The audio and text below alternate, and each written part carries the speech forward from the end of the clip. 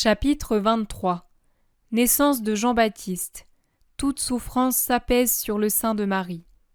Le 3 avril 1944. Au beau milieu de tout ce que le monde actuel nous offre de répugnant, voici que descend du ciel la vision de paix qui suit. Je me demande d'ailleurs comment c'est possible, car je suis un vrai fétu de paille emporté par le vent, dans ces heurts permanents contre une méchanceté humaine si contraire à ce qui vit en moi. Encore et toujours la maison d'Élisabeth. C'est une belle soirée d'été encore éclairée par le soleil couchant, mais où le ciel s'orne déjà d'un croissant de lune semblable à une virgule argentée posée sur un grand drap d'un bleu intense. Les rosiers en baume et les abeilles en leur dernier vol paraissent des gouttes d'or bourdonnantes dans l'air tranquille et chaud du soir. Il monte des prés une forte odeur de foin séché au soleil, presque une odeur de pain chaud à peine sorti du four. Peut-être provient-elle aussi de tout le linge mis à sécher un peu partout et que Sarah est en train de plier. Marie se promène, donnant le bras à sa cousine. Elles vont et viennent tout doucement sous la tonnelle à demi éclairée. Mais Marie a l'œil à tout, et tout en s'occupant d'Élisabeth, elle remarque que Sarah s'emploie à plier une longue toile qu'elle a retirée de dessus une haie. « Assieds-toi ici et attends-moi », dit-elle à sa parente, puis elle va aider la vieille servante, tire la toile pour en défaire les plis et la plie soigneusement. « Elle sent encore le soleil, elle est chaude, » dit-elle avec un sourire. Et pour faire plaisir à la servante, elle ajoute « Ton blanchissage a rendu cette toile plus belle que jamais. Il n'y a que toi qui saches le faire aussi bien. » Toute heureuse, Sarah emporte son chargement de toile odorante. Marie retourne auprès d'Élisabeth et lui dit « Faisons encore quelques pas, cela te fera du bien. » Et comme Élisabeth, bien lasse, préférerait ne pas bouger, elle ajoute « Allons seulement voir si tes colombes sont toutes dans leur nid et si l'eau de leur vasque est propre, puis rentrons à la maison. » Les colombes doivent être les préférées d'Élisabeth. Quand elles parviennent à la petite tour, les colombes sont déjà toutes rassemblées, les femelles dans leur nid, les mâles immobiles devant elles. Mais à la vue des deux femmes, elles roucoulent en guise de bonsoir. Élisabeth en est tout émue. La faiblesse due à son état la reprend et lui inspire des craintes qui la font pleurer. Elle s'appuie sur sa cousine. « Si je devais mourir, mes pauvres colombes, toi, tu ne resteras pas. Si tu restais chez moi, cela me serait égal de mourir. J'ai eu la plus grande joie qu'une femme puisse espérer, une joie que je m'étais résignée à ne jamais connaître. Je ne pourrais pas me plaindre au Seigneur même en cas de mort, car, qu'il en soit béni, il m'a comblée de ses bontés. Mais il y a Zacharie, et il aura l'enfant. L'un, très âgé, serait sans sa femme aussi perdu que dans un désert. L'autre, si petit, serait comme une fleur destinée à mourir de froid parce qu'il n'aurait pas sa maman, pauvre enfant privé des caresses de sa mère. Pourquoi t'attrister ainsi ? Dieu t'a donné la joie d'être mère, il ne va pas te la retirer maintenant qu'elle est à son comble. Le petit Jean aura tous les baisers de sa maman, et Zacharie toutes les attentions de sa fidèle épouse jusqu'à son âge le plus avancé. Vous êtes les deux branches d'un même arbre, aucun ne mourra en laissant l'autre seul. Tu es bonne et tu me consoles, je suis pourtant bien vieille pour avoir un fils, et maintenant que je suis sur le point de le mettre au monde, j'ai peur. Oh non, Jésus est ici. Là où Jésus est présent, il n'y a rien à craindre. Mon enfant t'a enlevé ta souffrance, tu l'as dit, quand il était comme un bouton à peine formé. Maintenant qu'il se forme et se développe de plus en plus, maintenant que mon enfant est déjà bien vivant, je sens battre son petit cœur tout près de mon sein, et ce léger battement de son cœur me donne l'impression d'avoir un petit oiseau au nid.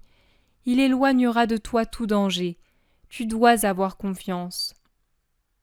J'ai confiance, mais si je venais à mourir, n'abandonne pas Zacharie tout de suite.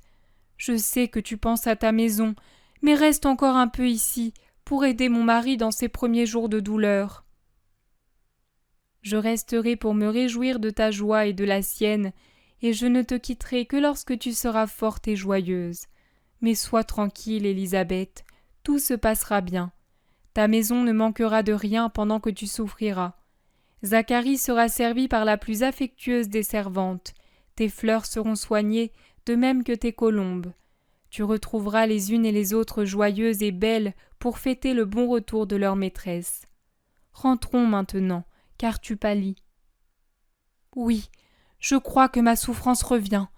Peut-être l'heure est-elle venue. Marie, prie pour moi.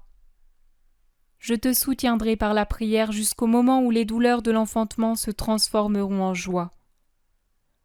Les deux femmes rentrent lentement à la maison. Élisabeth se retire dans sa chambre. Adroite et prévoyante, Marie donne des ordres pour que l'on prépare tout ce dont on peut avoir besoin et réconforte Zacharie inquiet. Dans la maison où l'on veille cette nuit-là et où l'on entend les voix étrangères des femmes qu'on a appelées à l'aide, Marie reste vigilante comme un phare une nuit de tempête. Toute la maison gravite autour d'elle. Quant à elle, douce et souriante, elle veille à tout. Elle prie aussi. Quand on ne l'appelle pas pour ceci ou cela, elle se recueille en prière. Elle se tient dans la pièce où l'on se rassemble toujours pour les repas ou pour le travail. Zacharie est avec elle. Agité, il soupire et marche. Ils ont déjà prié ensemble, puis Marie a continué sa prière. Même maintenant que le vieillard, fatigué et somnolent, s'est assis près de la table et se tait, elle prie.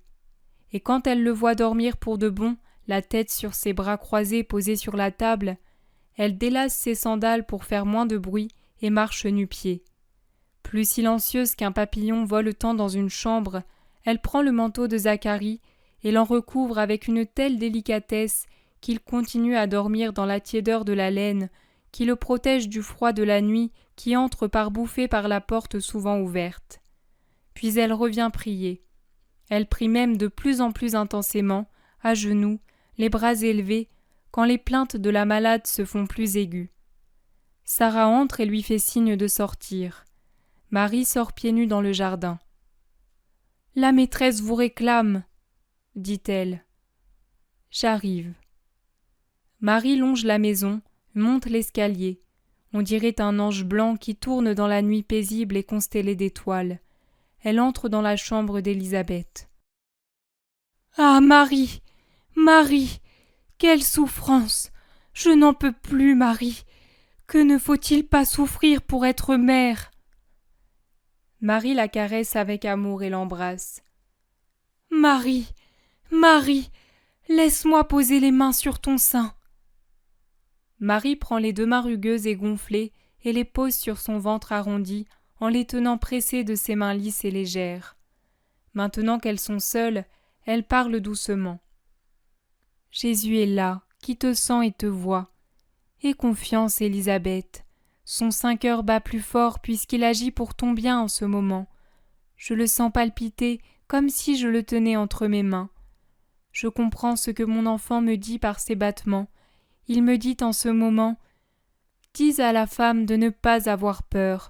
Encore un peu de souffrance, puis au premier rayon de soleil et au milieu de toutes ces roses qui attendent ce rayon matinal pour s'ouvrir, sa maison aura la plus belle des roses, ce sera Jean, mon précurseur. » Élisabeth pose son visage sur le sein de Marie et pleure doucement. Marie reste quelque temps ainsi, parce que la douleur semble s'atténuer, se relâcher et se calmer. Elle reste debout, blanche et toute belle à la faible lueur d'une lampe à huile, tel un ange qui veille sur une personne souffrante. Elle prie. Je vois ses lèvres remuer. Mais même si je ne le voyais pas, la seule expression extasiée de son visage suffirait à me le faire comprendre. Le temps passe et les douleurs reprennent Élisabeth. Marie l'embrasse encore et se retire. Elle descend rapidement dans le rayon de lune et court voir si le vieillard dort toujours. Mais il rêve et gémit dans son sommeil. Marie fait un geste de pitié, puis se remet à prier. Le temps passe encore. Le vieil homme se réveille et lève un visage étonné, comme s'il se demandait ce qu'il fait là. Puis, il se souvient et a un geste et une exclamation gutturale. Il écrie alors « Il n'est toujours pas né ?» Marie fait signe que non. Zacharie écrie « Quelle douleur, ma pauvre femme! Est-ce qu'elle y parviendra sans mourir ?» Marie saisit la main du vieillard et le rassure. « À l'aube bientôt, l'enfant sera né. Tout va bien se passer. Élisabeth est forte. Comme il va être beau ce jour, car il va bientôt faire jour, où ton fils verra la lumière. Ce sera le plus beau de ta vie. Le Seigneur te réserve de grandes grâces, et ton enfant en est l'annonciateur. » Zacharie hoche la tête tristement et montre sa bouche muette. Il voudrait dire tant de choses et ne le peut. Marie comprend et répond. Le Seigneur te donnera une joie complète. Crois en lui totalement. Espère infiniment. Aime parfaitement. Le Très-Haut t'exaucera au-delà de tout ce que tu peux espérer. Il veut cette foi totale pour te laver de ton manque de foi passée. Dis en ton cœur avec moi, je crois. Répète-le à chaque battement de cœur. Les trésors de Dieu s'ouvrent pour qui croit en lui et en sa puissante bonté. La lumière commence à entrer par la porte entr'ouverte. Marie l'ouvre. L'aube répand une lumière blanche sur la terre couverte de rosée. Il règne une puissante odeur de terre mouillée et de verdure, et les premiers pépiments des oiseaux se répondent d'un arbre à l'autre. Le vieil homme et Marie vont sur le seuil. S'ils sont déjà pâles à la suite d'une nuit sans sommeil, la lumière de l'aube les rend encore plus blêmes. Marie remet ses sandales, va au pied de l'escalier et écoute. Lorsqu'une femme se montre, elle fait un signe et revient sur ses pas. Rien encore. Marie va dans une pièce et en revient avec du lait chaud qu'elle donne à boire au vieillard. Elle va ensuite voir les colombes et en revient pour disparaître dans cette pièce. Peut-être est-ce la cuisine. Elle fait un tour, surveille. On dirait qu'elle a dormi du plus profond sommeil, tant elle paraît vive et sereine. Zacharie fait les 100 pas nerveusement, il monte et descend à travers le jardin. Marie le regarde avec compassion, puis elle entre de nouveau dans la pièce habituelle, et agenouillée près de son métier à tisser, elle prie intensément, car les plaintes de la malade deviennent de plus en plus aiguës. Elle s'incline jusqu'à terre pour supplier l'Éternel. Zacharie rentre, et la voyant ainsi prostrée, il pleure. Pauvre vieil homme. Marie se relève et lui prend la main. Elle a beau être bien plus jeune que lui, elle semble être la mère de cette vieillesse désolée qu'elle réconforte. Ils se tiennent ainsi, l'un auprès de l'autre, sous le soleil qui rosit l'air du matin, et c'est ainsi que les rejoint cette joyeuse nouvelle. « Il est né! Il est né! Un garçon! Heureux père! Un garçon frais comme une rose, beau comme le soleil, fort et vigoureux comme sa mère. Réjouis-toi, Père béni par le Seigneur, car il t'a accordé un fils pour que tu l'offres à son temple. Gloire à Dieu qui a donné une postérité à cette maison. Bénédiction sur toi et sur l'enfant qui t'est né. Puisse sa descendance perpétuer ton nom dans les siècles des siècles, pour les générations à venir, et qu'elle garde toujours l'alliance du Seigneur éternel. » Marie pleure de joie en bénissant le Seigneur. Ils reçoivent alors l'enfant qu'on apporte à son père pour qu'il le bénisse. Zacharie ne va pas voir Élisabeth. Il reçoit l'enfant qui crie comme un désespéré, mais il ne va pas trouver son épouse. C'est Marie qui y va. Elle porte tendrement le bébé qui se tait dès qu'elle le prend dans ses bras. La femme qui la suit le remarque. « Femme, dit-elle à Élisabeth, ton bébé s'est tu dès qu'elle l'a tenu. Regarde comme il dort paisiblement, et Dieu sait s'il était remuant et fort. Maintenant regarde, on dirait une petite colombe. » Marie pose l'enfant contre sa mère et la caresse en lui recoiffant ses cheveux gris. « La rose est née, lui dit-elle doucement, et tu es vivante. Zacharie est heureux. » « Il parle ? » ?»« Pas encore, mais espère dans le Seigneur. Maintenant repose-toi, je reste avec toi. Marie dit : « Si ma présence a sanctifié Jean-Baptiste, elle n'a pas pour autant effacé chez Élisabeth la condamnation venue d'Ève. Tu enfanteras dans la douleur, avait dit l'Éternel. Moi seule qui suis sans tache et n'ai jamais connu d'union humaine, je fus exempte des douleurs de l'enfantement. La souffrance et la tristesse sont les fruits de la faute. J'avais beau être l'Immaculée, J'ai pourtant dû connaître douleur et tristesse parce que j'étais la corédemptrice. Mais pas les tourments de l'enfantement. Non, je n'ai pas connu cette souffrance-là. Mais crois-moi, ma fille, il n'y eut et n'y aura jamais de tourment d'enfantement semblable au martyre d'une maternité spirituelle accomplie sur le plus dur des lits, celui de ma propre croix, au pied du gibet de mon fils mourant. Or, quelle est la mère qui est contrainte de donner le jour ainsi, de mêler la torture de ses entrailles déchirées par les râles de son fils agonisant au déchirement intérieur pour devoir surmonter l'horreur de devoir dire « Je vous aime, venez à moi, je suis votre mère », au meurtrier de son fils né de l'amour le plus sublime qu'ait jamais vu le ciel, de l'amour d'un Dieu pour une vierge, d'un baiser de feu, d'une étreinte de lumière qui devint chair et firent d'un sein de femme le tabernacle de Dieu. Que de douleur pour être mère, dit Élisabeth. Elle est grande en effet, mais ce n'est rien en comparaison de la mienne. Laisse-moi poser mes mains sur ton sein. Ah, si vous me demandiez toujours cela quand vous souffrez. Je suis celle qui porte éternellement Jésus. Il est en moi, comme tu l'as vu l'an dernier, telle l'hostie dans l'ostensoir. Celui qui vient à moi, c'est lui qu'il trouve. Celui qui s'appuie sur moi, c'est en lui qu'il se confie. Celui qui s'adresse à moi, c'est à lui qu'il parle. Je suis son vêtement, il est mon âme. Bien plus aujourd'hui que pendant les 9 mois où il se développait dans mon sein, mon fils est uni à sa mère. Alors toute douleur se calme, l'espérance refleurit et toutes sortes de grâces descendent sur ceux qui viennent à moi poser leur tête sur mon sein. Je prie pour vous, souvenez-vous-en. Le bonheur d'être au ciel et d'y vivre dans le rayonnement de Dieu ne me fait pas oublier pour autant mes enfants qui souffrent sur la terre. Et je prie. Le ciel tout entier prie, car le ciel aime.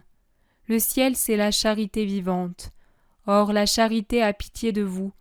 Mais même s'il n'y avait que moi, ma prière suffirait déjà aux besoins de ceux qui mettent leur espoir en Dieu. Je ne cesse en effet de prier pour vous tous, que vous soyez saints ou mauvais, pour accorder aux saints la joie et aux mauvais un repentir salutaire. Venez, venez, vous, les enfants de ma douleur.